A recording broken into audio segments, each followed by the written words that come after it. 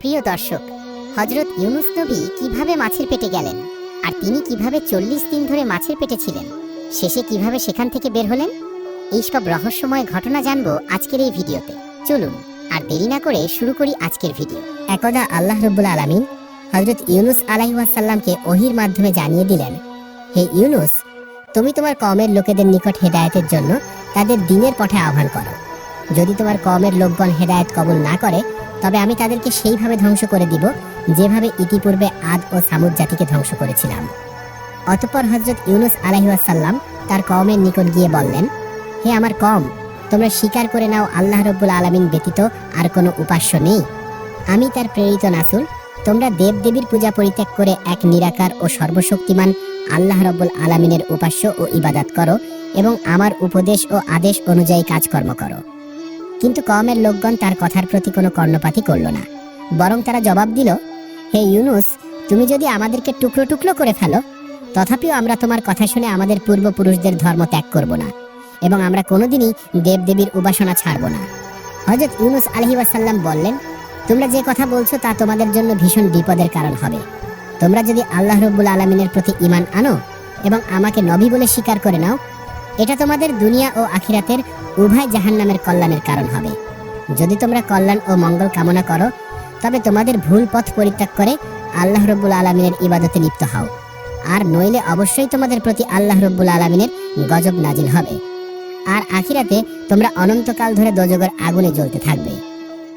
এমন সময় একটি লোক হযরত ইউনুস আলাইহিস সালামকে বলল, আচ্ছা ইউনুস, তুমি যে কেবল গজবের কথা বলছো, গজবটা কিরকম বস্তু একটু বলো তো শুনি। হযরত ইউনুস আলাইহিস সালাম জবাব দিলেন, গজব হলো অতর্কিতভাবে আল্লাহ রাব্বুল আলামিন তোমাদের উপর ভীষণ কোনো বিপদ আপদ অবতীর্ণ করে দিবেন। যেমন ধরো প্রবল ভূমিকম্প, জলতুফান, বন্যা ও মহাপ্লাবন, কিংবা আসমান হতে অগ্নিবৃষ্টির মাধ্যমে নানা রকমের গজব আল্লাহ রাব্বুল আলামিন তোমাদের উপর নাজিল করতে পারেন। হযরত ইউনুস আলাইহিস সালামের এই কথা শুনে অপর এক ব্যক্তি বিদ্রূপ করে বলে উঠল, আচ্ছা ইউনুস, এতগুলি গজবের মধ্যে কোনটি আমাদের উপর অবতীর্ণ হবে সেটা সঠিকভাবে বলো না। হযরত ইউনুস আলাইহিস সালাম বললেন, হে আল্লাহর বান্দা, কোনটি যে আসবে তা আমি সঠিকভাবে বলতে পারি না। এর সঠিকতা কেবলমাত্র আল্লাহ রাব্বুল আলামিনই বলতে পারেন। তবে এই বিপদগুলির যে কোনো একটি যে আসবে তাতে কোনো সন্দেহ নেই, কেননা আল্লাহ রাব্বুল আলামিন আমাকে তা জানিয়ে দিয়েছেন। হযরত ইউনুস আলাইহিস সালামের কথা শুনে সকলেই হেসে উঠল এবং তারা বলল, ইউনুস, ধোঁকাবাজ, তোমার কথার কোনো স্থিরতা নেই। এরপর তারা বলল, আচ্ছা তবে এই কথাও তো বলো, ওই গজব কোন দিন আসবে? হযরত ইউনুস আলাইহিস সালাম বললেন, কোন দিন আসবে তাও আমি সঠিকভাবে বলতে পারি না। অবশ্য এতে কোনো সন্দেহ করার কারণ নেই। কোনো না কোনো একদিন আল্লাহ রাব্বুল আলামিনের গজব হঠাৎ করে তোমাদের উপর এসে পড়তে পারে, যদি না তোমরা আল্লাহ রাব্বুল আলামিনের প্রতি ঈমান আনয়ন করো। অবাধ্য কাফেরা তার কথা শুনে আবার অট্টহাসি দিয়ে উঠল। কেউ কেউ হযরত ইউনুস আলাইহিস সালামকে পাগল ও মূর্খ বলে তার গায়ে তুথু নিক্ষেপ করতে লাগলো, আবার কেউ তার গায়ে ইট নিক্ষেপ করতে লাগলো। অতঃপর হযরত ইউনুস আলাইহিস সালাম ব্যথিত মনে তাদের নিকট থেকে উঠে চলে গেলেন। তাদের এইরূপ ব্যবহারের কারণে হযরত ইউনুস আলাইহিস সালাম খুবই ব্যথিত হয়েছিলেন, কেননা তিনি যাদেরকে সৎ উপদেশ দিচ্ছিলেন তারা তো তার উপদেশের প্রতি কর্ণপাত করছেই না, উপরন্তু তারা তাকে বিদ্রূপ ও উপহাস করছে।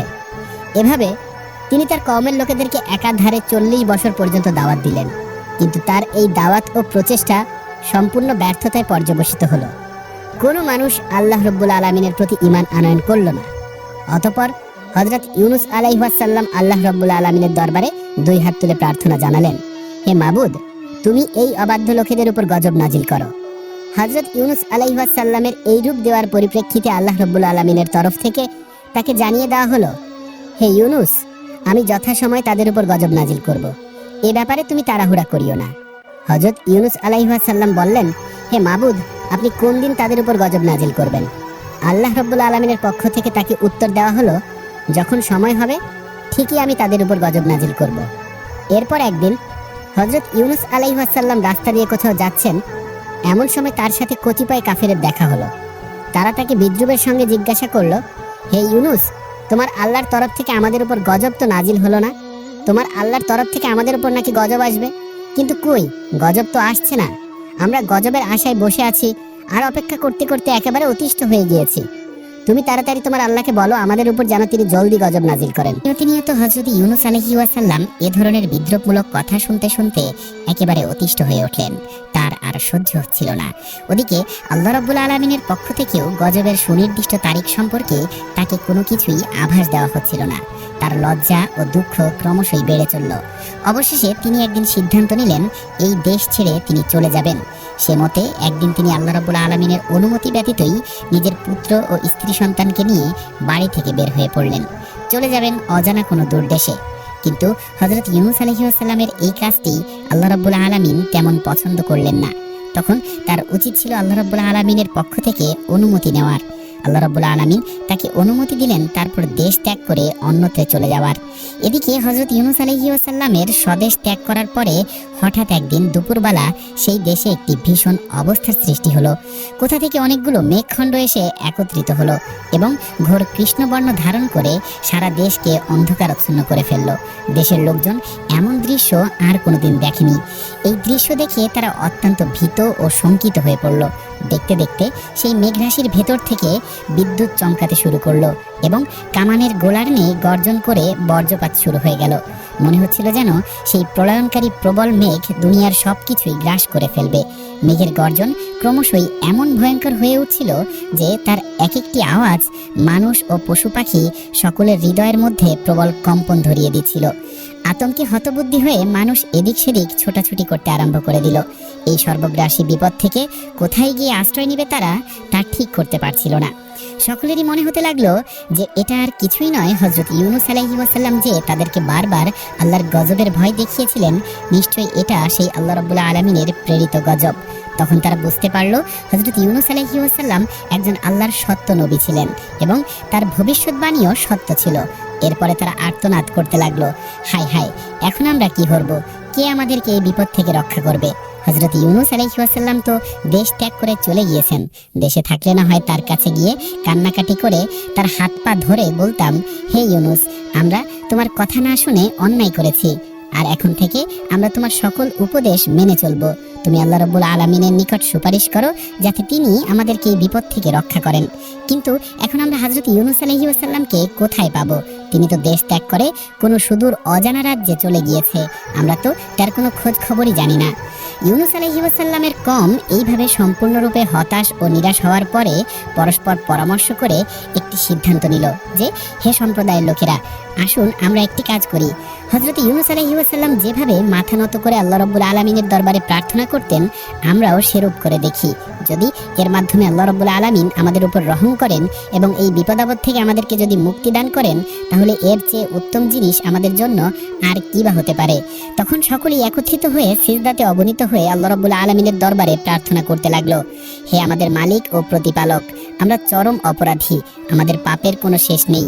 হযরত ইউনূস আপনার নবী আমাদেরকে সত্যের পথ দেখিয়েছিলেন, কল্যাণ ও মঙ্গলের পথে আহ্বান করেছিলেন, কিন্তু দুর্ভাগ্যবশত আমরা তার বিরোধিতা করেছিলাম এবং তার কোনো কথাই আমরা গুরুত্ব দেইনি, যার ফলশ্রুতিতে আমরা নিজেরাই নিজেদের ডেকে এনেছি। হে আমাদের দয়াময় প্রভু, আমরা আমাদের ভুল বুঝতে পেরেছি। আমরা আপনার কাছে অনুতপ্ত ও লজ্জিত। আমরা আর কোনোদিনই এইরূপ ভুল করব না এবং আমরা অন্যায় পথ পরিত্যাগ করে আপনার খাঁটি বান্দায় পরিণত হব। হে আমাদের মাবুদ, দয়া করে আপনি আমাদেরকে এই কঠিন বিপদ থেকে রক্ষা করুন। আপনি তো বান্দার প্রতি মহা দয়াবান ও কৃপাশীল। তাদের ওইরূপ করুণ ও আন্তরিক প্রার্থনার ফলে তাদের প্রতি আল্লাহ রাব্বুল আলামিনের দয়া হলো এবং তিনি তাদের উপর আসন্ন গজবকে প্রত্যাহার করে নিলেন। অল্পক্ষণের মধ্যেই আকাশ পরিষ্কার হয়ে গেল। এরপর তাদের মধ্যে স্বস্তি ফিরে আসলো। তারপর ইউনূস আলাইহিস সালামের কওম সর্বত্রে তাকে খুঁজতে লাগলো, কিন্তু কোথাও তারা তার কোনো সন্ধান পেল না। তখন তারা আল্লাহ রাব্বুল আলামিনের দরবারে সকলে মিলে প্রার্থনা করলো, হে মাবুদ, তুমি আমাদের নবীকে আমাদের মাঝে আবার ফিরিয়ে দাও। আমরা তাকে সাদরে গ্রহণ করব এবং তার সকল উপদেশগুলি মেনে চলব।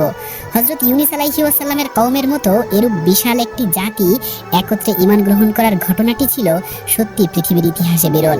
হযরত আবু বকর রাদিয়াল্লাহু তাআলা আনহু হতে বর্ণিত একটি হাদিসের মাধ্যমে জানা যায়, হযরত রাসূল আকরাম সাল্লাল্লাহু আলাইহি ওয়াসাল্লাম বলেছেন, হযরত ইউনূস আলাইহিস সালামের কওমের কওমের মধ্যে প্রাপ্তবয়স্ক ও বুদ্ধিমান পুরুষের সংখ্যা ছিল 1,00,000।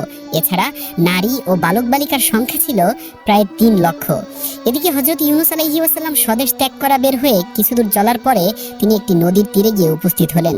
তখন তিনি তার 2 পুত্র ও স্ত্রীকে নিয়ে একত্রে নদী পার হওয়ার চিন্তা ভাবনা করতে লাগলেন। কিন্তু তিনি ভেবে দেখলেন সকলকে নিয়ে একত্রে নদী পার হওয়া সম্ভব নয়।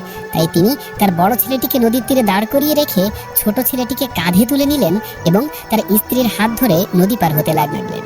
প্রথমত নদীর মধ্যে কোনো ঢিলই ছিল না, কিন্তু যেই না হযরত ইউনূস আলাইহিস সালাম নদীর মাঝ বরাবর পৌঁছালেন, এমনি নদীতে প্রবল ঢেউয়ের শুরু হলো। হঠাৎ করে এরকম বিপদে হযরত ইউনূস আলাইহিস সালাম কি করবেন কিছুই ঠিক করতে পারছিলেন না। তিনি তার স্ত্রীকে শক্তভাবে ধরে রেখেছিলেন, কিন্তু স্রোতের গতি এতই প্রবল ছিল যে তিনি আর তাকে ধরে রাখতে পারলেন না। স্ত্রী তার হাত থেকে ফসকে চলে গেল। স্ত্রীকে রক্ষা করতে গিয়ে যখন তিনি তার প্রতি মনোনিবেশ করেছিলেন, তখন তার ঘাড়ের উপরে থাকা ছোট ছেলেটির প্রতি তিনি অন্যমনস্ক হয়ে পড়েছিলেন। আর সেই কারণে তার ছোট ছেলেটিও ঘাট থেকে পড়ে গিয়ে নদীর স্রোতের সাথে কোথায় যেন বিলীন হয়ে গেল। তাদের মধ্যে কাউকেই তিনি উদ্ধার করতে সক্ষম হলেন না। তখন নদীর পাড়ে রেখে আসা বড় ছেলেটিকে উদ্ধার করার জন্য যেই না নদীর পাড়ের নিকটবর্তী হলেন, তখন তিনি দেখতে পেলেন একটি বাঘ তার ছেলেটিকে আক্রমণ করে তাকে ধরে নিয়ে দ্রুত জঙ্গলের মধ্যে চলে গেল। তখন আর তিনি কি করবেন? এভাবেই তিনি স্ত্রী পুত্রকে হারিয়ে শোকাহত মনে একাই নদীর পাড় ধরে সম্মুখে চলতে লাগলেন। বহুদূর পথ অতিক্রম করার পর তিনি দেখতে পেলেন একটি বিরাট নদীর কোলে একটি জাহাজ নোঙর করা রয়েছে। বহু যাত্রী পূর্বে সেই জাহাজে আরোহণ করেছিল, তিনিও তাতে আরোহণ করলেন। অল্পক্ষণের মধ্যেই তা নদীর সীমানা পেরিয়ে সমুদ্রে গিয়ে উপনীত হলো। সমুদ্রে উপনীত হয়ে কিছুক্ষণ জাহাজটি ভালোই চলছিল, কিন্তু যেই না তারা সাগরের মাঝে উপনীত হলো, তখন আর সেই জাহাজটি সামনে অগ্রসর হচ্ছিল না। একই স্থানে সেটি আটকে থাকলো। জাহাজের কাপ্তান ও নাবিকেরা অনেক চেষ্টা করলেও জাহাজটিকে সামনে নিতে সক্ষম হলো না। তারা দেখলো জাহাজের সবকিছুই ঠিকঠাক রয়েছে, তারপরও জাহাজ সামনে অগ্রসর হচ্ছে না। অতবার জাহাজের কাপ্তান, নাবিক এবং আরোহীগণ সকলেই অবাক হয়ে ভাবতে লাগলো যে এরূপ হওয়ার কারণ কি। ওই জাহাজে একজন ধর্মবীর কামিল বুজুর্গ লোক ছিলেন। তিনি বললেন, নিশ্চয়ই জাহাজে এমন একজন গোলাম আছে যে তার মালিকের কাছে না বলে পালিয়ে এসেছে এবং সে এই জাহাজে আরোহণ করেছে, আর তার পাপের কারণে জাহাজ সামনে চলছে না। সেই ব্যক্তিকে যতক্ষণ পর্যন্ত জাহাজ থেকে ফেলে না দেওয়া হবে, ততক্ষণ পর্যন্ত জাহাজ বিপদমুক্ত হবে না। তখন এক এক করে জাহাজের প্রত্যেক আরোহীর কাছে জিজ্ঞাসা করা হলো যে, তোমাদের মধ্যে কি কেউ এমন আছো যে তার মালিকের অনুমতি ব্যতীত পালিয়ে এসেছো? কিন্তু সকল যাত্রীরা এই কথা অস্বীকার করলো। তখন হযরত ইউনূস আলাইহিস সালাম ভাবতে লাগলেন যে, আমি তো মনিবের নিকট না বলে পালিয়ে এসেছি। আমি আমার মহান প্রতিপালক সর্বশ্রেষ্ঠ আল্লাহ রাব্বুল আলামিনের অনুমতি না নিয়েই স্বদেশ ত্যাগ করে বিদেশের পথে রওনা করেছি। আমার মতো এত বড় পাপী আর কে হতে পারে? এই কথা চিন্তা করে তিনি জাহাজ কর্তৃপক্ষের নিকট গিয়ে বলেন, আমি আমার মালিকের নিকট না বলে পালিয়ে এসেছি। আপনারা আমাকে সাগরে ফেলে দিন। আমাকে সাগরে নিক্ষেপ করা হলে জাহাজ চলতে শুরু করবে এবং আপনারা সকলেই বিপদমুক্ত হয়ে যাবেন। ইউনূস আলাইহিস সালাম এই কথা বললেও তার লাবণ্যময় চেহারা দেখে কেউই বিশ্বাস করতে পারল না যে তিনি কারো গোলাম হতে পারেন। কোনো গোলামেরই আচরণ এবং কথাবার্তা এরূপ হতে পারে না, বরং তাকে সকলেই বিশেষ কোনো সম্ভ্রান্ত লোক বলে মনে করতে লাগলো। কিন্তু হযরত ইউনূস আলাইহিস সালাম যখন নিজেকে বারবার অবাধ্য গোলাম বলে তাদের নিকট প্রকাশ করতে লাগলো, তখন জাহাজের লোকজন বাধ্য হয়ে একটি সিদ্ধান্ত নিল যে সেই অবাধ্য লোকটিকে ধরার জন্য লটারি করা হবে। এরপর তারা লটারি করলো, কিন্তু যতবারই তারা লটারি করলো, প্রত্যেকবারই হযরত ইউনূস আলাইহিস সালামের নাম উঠল। তখন তাদের কাছে হযরত ইউনূস আলাইহিস সালামকে সমুদ্রে নিক্ষেপ করা ছাড়া আর কোনো উপায় ছিল না। অতএব তারা তাকে সমুদ্রে নিক্ষেপ করলো। সমুদ্রে নিক্ষেপ করার সাথে সাথে জাহাজটি আবার পূর্বের ন্যায় চলতে আরম্ভ করলো এবং জাহাজের সকল যাত্রীরা বিপদমুক্ত হয়ে গেল। এদিকে হযরত ইউনূস আলাইহিস সালাম যখন সমুদ্রে নিক্ষেপ হলেন, এরপরে একটি বিরাট মাছ এসে তাকে গিলে ফেলল। দুর্যোগের উপরে যেন মহাদুর্যোগ, বিপদের উপর বিপদ। হযরত ইউনূস আলাইহিস সালাম দেশ ত্যাগ করে বের হওয়ার পরে প্রথম তিনি নিজের স্ত্রী পুত্রকে হারিয়েছেন। এরপর তিনি নিজেই সমুদ্রে নিক্ষেপ হয়ে মাছের পেটে চলে এসেছেন। এর চেয়ে বড় বিপদ আর কি হতে পারে? আল্লাহ রাব্বুল আলামিনের একজন বিশিষ্ট নবী হওয়া সত্ত্বেও তার অনুমতি ব্যতি রেখে স্বদেশ ত্যাগ করার কারণেই আল্লাহ রাব্বুল আলামিন তাকে এই কঠিন বিপদ ও বালা মুসিবত দিয়ে পরীক্ষা করছিলেন। আল্লাহ রাব্বুল আলামিন হযরত ইউনূস আলাইহিস সালামকে দুনিয়া থেকে তুলে নেওয়ার বদলে তাকে বাঁচিয়ে রাখার ইচ্ছা করলেন। এই কারণে তিনি উক্ত মাছটিকে হুকুম করলেন, হে মৎস্য, আমার প্রিয় নবী তোমার পেটে আশ্রয় গ্রহণ করেছে, সাবধান, তার যেন কোনো প্রকার কষ্ট বা অসুবিধা না হয়, এদিকে তুমি সর্বদা লক্ষ্য রাখবে। হযরত ইউনূস আলাইহিস সালাম মাছের পেটে যাওয়া মাত্রই কেঁদে কেঁদে আল্লাহ রাব্বুল আলামিনের দরবারে ইস্তেগফার করতে লাগলেন এবং তিনি ফরিয়াদ করতে লাগলেন, হে মাবুদ, তুমি আমাকে ক্ষমা করে দাও, আমি আর কোনোদিন তোমার অসন্তুষ্টিমূলক কোনো কাজ করব না, তুমি আমার এবারের অপরাধ অনুগ্রহপূর্বক মার্জনা করো। তিনি এভাবে আল্লাহ রাব্বুল আলামিনের দরবারে কাকুতি মিনতি করছিলেন আর বারবার একটি দোয়া পড়ছিলেন, লা ইলাহা ইল্লা আনতা সুবহানাকা ইন্নী কুনতু মিনাজ জালিমিন। হে আল্লাহ, আপনি ছাড়া কোনো মাবুদ নেই, আপনি পবিত্র আর আমি জালিমদের অন্তর্ভুক্ত। এভাবেই একাধারে হযরত ইউনূস আলাইহিস সালাম মাছের পেটে 40 দিন কাটালেন এবং ইউনূস আলাইহিস সালাম মাছের পেটে থেকে বিরতিহীনভাবে এই দোয়াটি পাঠ করে যেতে লাগলেন। তিনি বুঝতে পারছিলেন না কখন দিন হচ্ছে আর কখন রাত হচ্ছে। 40 দিনে হযরত ইউনূস আলাইহিস সালাম সর্বমোট 1,40,000 বার এই দোয়াটি পাঠ করেছেন। শেষ পর্যন্ত আল্লাহ রাব্বুল আলামিনের দয়া ও কৃপা হযরত ইউনূস আলাইহিস সালামের জন্য উঠে উঠল। তিনি তার প্রিয় বান্দার এই রকম অবস্থায় আর অবিচল থাকতে পারলেন না। তখন তিনি ওহীর মাধ্যমে তাকে জানালেন, হে ইউনূস, তুমি যে দোয়াটি পাঠ করেছিলে, এই দোয়াটি যদি তুমি পাঠ না করতে, তাহলে কিয়ামতের আগ পর্যন্ত তুমি মাছের পেটেই থাকতে, কোনোদিন মুক্তি পেতে না। আল্লাহ রাব্বুল আলামিন কোরআনুল কারীমে ঘোষণা করেছেন, আমি ইউনূসের ডাকে সাড়া দিলাম এবং তাকে বিপদ মুক্ত করলাম, আর এভাবেই আমি মুমিনদেরকে বিপদ মুক্ত করে থাকি। 40 দিন যাবত হযরত ইউনূস আলাইহিস সালাম মাছের পেটে কোনো রকমের খাবার বা পানীয় গ্রহণ করেননি। আল্লাহ রাব্বুল আলামিনের তাসবিহ ছিল তার একমাত্র খোরাক। আল্লাহ তাআলা হযরত ইউনূস আলাইহিস সালামের প্রতি কৃপা প্রদর্শন এবং তার দোয়া কবুল করার সঙ্গে সঙ্গে মাছটির পেটে অনেক ব্যথা ও বেদনা শুরু হয়ে গেল। মাছটি ব্যথা ও যন্ত্রণায় অস্থির হয়ে পড়ল। এরপর আল্লাহ রাব্বুল আলামিনের নির্দেশে একটি জনমানবহীন মরুময় দ্বীপে মাছটি হযরত ইউনূস আলাইহিস সালামকে উদ্গীরণ করে দিল এবং এভাবেই সে নিজের পেটের বেদনা থেকে মুক্তি লাভ করলো আর শান্তি ও স্বস্তির মুখ দেখলো। হযরত ইউনূস আলাইহিস সালাম তখন প্রায় জীবন্ত মৃত্যুর মতো অবস্থা প্রাপ্ত হয়ে পড়েছিল। সামুদ্রিক মাছ ইউনূস আলাইহিস সালামকে নির্জন দ্বীপে উদ্গীরণ করে দিয়ে সমুদ্রে চলে গেল। মাছটি ইউনূস আলাইহিস সালামকে যে দ্বীপে উদ্গীরণ করে দিয়েছিল, সেই দ্বীপে না ছিল কোনো জনমানবের চিহ্ন এবং না ছিল কোনো গাছগাছালির চিহ্ন। দীর্ঘ 40 দিন মাছের পেটে অবস্থা করার কারণে ইউনূস আলাইহিস সালামের শরীরের চামড়াগুলি একেবারে পাতলা হয়ে গিয়েছিল। দ্বীপটি মরুময় হয় এবং গাছপালা না থাকায় রৌদ্রের তাপ হযরত ইউনূস আলাইহিস সালামের শরীরে সরাসরি পতিত হতে লাগলো, আর এতে তিনি অনেক কষ্ট ও যন্ত্রণা অনুভব করতে লাগলেন। অপরদিকে ক্ষুধা ও তৃষ্ণাতেও তিনি একেবারে কাতর হয়ে পড়েছিলেন। কিন্তু তিনি কি খাবেন? সমুদ্রের পানি ছিল লবণাক্ত এবং আশেপাশে এমন কোনো খাবারও নেই যেই খাবার খেয়ে তিনি নিজের শরীরের শক্তি ফিরিয়ে আনতে পারেন। এমন প্রতিকূল পরিবেশে হযরত ইউনূস আলাইহিস সালামের প্রতি আল্লাহ রাব্বুল আলামিনের রহমত অবতীর্ণ হলো। যেখানে তিনি অর্ধমৃত অবস্থায় শায়িত ছিলেন, তার একেবারে নিকটে আল্লাহ রাব্বুল আলামিন একটি লাউ গাছ উৎপন্ন করে দিলেন। দেখতে দেখতে লাউ গাছটি বড় হয়ে গেল এবং বড় হয়ে ক্ষান্ত থাকলো না, তা একটি জুপে পরিণত হলো আর হযরত ইউনূস আলাইহিস সালামের শান্তির জন্য পরম আরামদায়ক ছায়া প্রদর্শন করতে লাগলো। আল্লাহ রাব্বুল আলামিনের এই অশেষ কৃপায় ইউনূস আলাইহিস সালাম অশেষ শুকরিয়া আদায় করলেন। সেই অবস্থানে বিশ্রাম করে তার প্রাণ শীতল হয়ে গেল। একটু পরেই তিনি দেখতে পেলেন সেই গাছে কতগুলি ফল ধরলো। দেখতে দেখতে সেই ফলগুলি বড় হলো। এই ফলগুলি দেখতে লাউয়ের মতো হলেও সেগুলো ছিল অত্যন্ত মিষ্ট ও সুস্বাদু। তার মধ্যে থেকে আল্লাহ রাব্বুল আলামিন একটি ফল হযরত ইউনূস আলাইহিস সালামকে ভক্ষণ করার ব্যবস্থা করে দিলেন। সেই ফলটি ভক্ষণ করে ইউনূস আলাইহিস সালাম দেখলেন এমন সুমিষ্ট ও সুস্বাদু ফল তিনি জীবনে আর কখনো ভক্ষণ করেননি, কারণ এটি ছিল জান্নাতি ফল। এভাবেই আল্লাহ রাব্বুল আলামিন তার ক্ষুধা দূর করলেন। অতঃপর এবার চিন্তা করতে লাগলেন, ক্ষুধা তো দূর হলো, কিন্তু এবার তিনি তৃষ্ণা কিভাবে নিবারণ করবেন। এই চিন্তা করার সাথে সাথে তিনি দেখতে পেলেন পুষ্টপৃষ্ট স্বাস্থ্যবান একটি বকরি তার দিকে ছুটে আসছে। অতঃপর তিনি সেই বকরির দুধ পান করে তৃষ্ণা নিবারণ করলেন আর আল্লাহ রাব্বুল আলামিনের দরবারে লাখ লাখ শুকরিয়া আদায় করলেন। এভাবে কয়েকদিন পর্যন্ত হযরত ইউনূস আলাইহিস সালাম সুমিষ্ট ফল ও বকরির দুধ পান করে নিজের শরীরে যথেষ্ট শক্তি ও শান্তি অনুভব করতে লাগলেন। এমন অবস্থায় আল্লাহ রাব্বুল আলামিন তার নিকট ওহী প্রেরণ করলেন, হে ইউনূস, তুমি যেই দ্বীপে অবস্থান করছো তার অনতি দূরেই একটি বস্তি রয়েছে, তুমি গিয়ে তাদের কাছে দ্বীনের দাওয়াত দাও। এরপরে তোমার কওমের লোকেদের কাছে ফিরে গিয়ে তাদেরকে হেদায়েত করতে থাকো। আল্লাহ রাব্বুল আলামিনের পক্ষ থেকে এরূপ আদেশ পেয়ে হযরত ইউনূস আলাইহিস সালাম সেই দ্বীপ থেকে সামনে চলতে লাগলেন। কিছু দূর অগ্রসর হবার পরে তিনি একটি লোকালয়ের কাছে গিয়ে পৌঁছালেন। সেখানকার মানুষদের চরিত্র ছিল খুবই উত্তম। তারা ইতিপূর্বে হযরত ইউনূস আলাইহিস সালামের নাম শুনেছিল এবং তাকে নিজেদের মধ্যে পাওয়ার জন্য অধীর আগ্রহে বসেছিল। সুতরাং হযরত ইউনূস আলাইহিস সালাম তাদের মধ্যে মধ্যে গিয়ে উপস্থিত হলেন। তখন তারা আনন্দে আত্মহারা হয়ে গেল।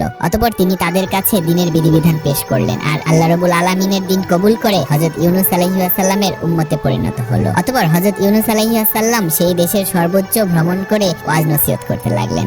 একদা তিনি একটি মজলিসে ওয়াজ করছিলেন, এমন সময় কোথা থেকে যেন নবীর স্ত্রী ও তার ছোট ছেলে সেখানে এসে উপস্থিত হলো। নবী তাদেরকে দেখে অত্যন্ত অবাক হলেন এবং আল্লাহ রাব্বুল আলামিনের দরবারে অশেষ শুকরিয়া আদায় করলেন। অতঃপর তিনি তার স্ত্রীর নিকট তাদের বেঁচে থাকার ঘটনাটি জানতে চাইলেন। স্ত্রী বললেন, আমরা আপনার হাত থেকে ছুটে পানির মধ্যে হাবুডুবু খাচ্ছিলাম। প্রবল স্রোতে কখনো আমাদেরকে পানিতে তলিয়ে নিচ্ছিল, আবার কখনো উপরে ভাসিয়ে রাখছিল।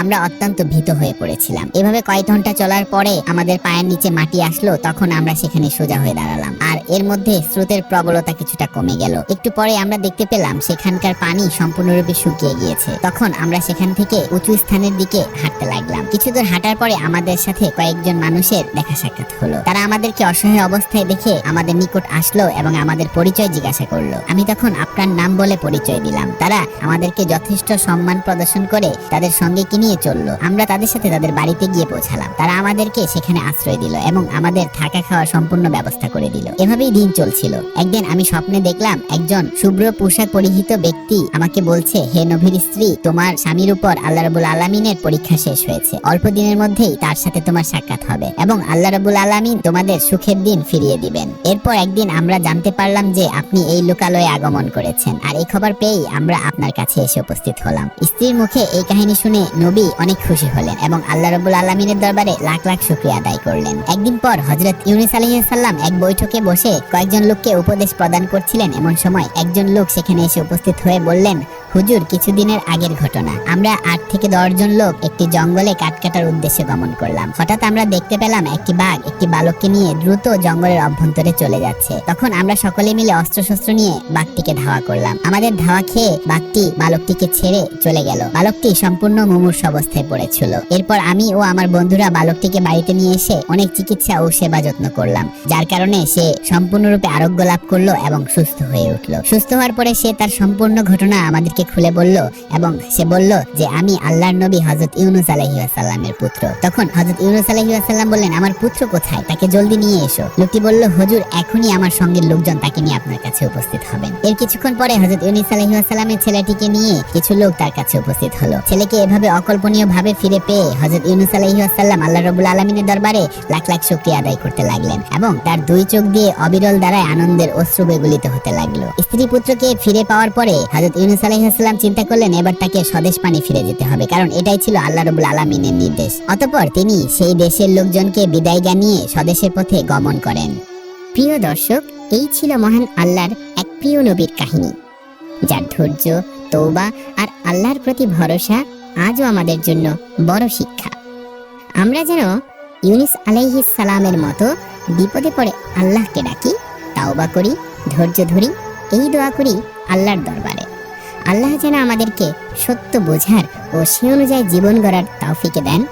আমিন। ভিডিওটি যদি আপনার ভালো লেগে থাকে একটা লাইক দিন, নিচে কমেন্ট করে মতামত জানান আর নতুন নতুন ইসলামিক কাহিনী পেতে সাবস্ক্রাইব করতে ভুলবেন না।